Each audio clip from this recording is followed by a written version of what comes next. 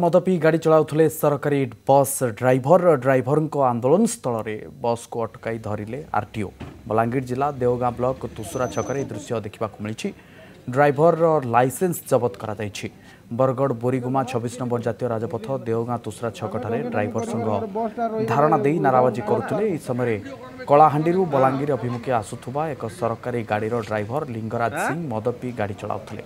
Driver माने बस T को अटकाई थिले। खबर पाई बलांगीर आरटीओ घटनास्थल में पहुंची चेकिंग करिबारु ड्राइभर जनक मद पीथिबा जणा पड़थिला।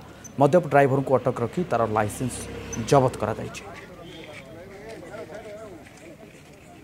ब्रेथ एनालिजर टेस्ट करी जानिथिलु जे से ड्रंक करिछि बोली 176 पर एमएल बाहरछि।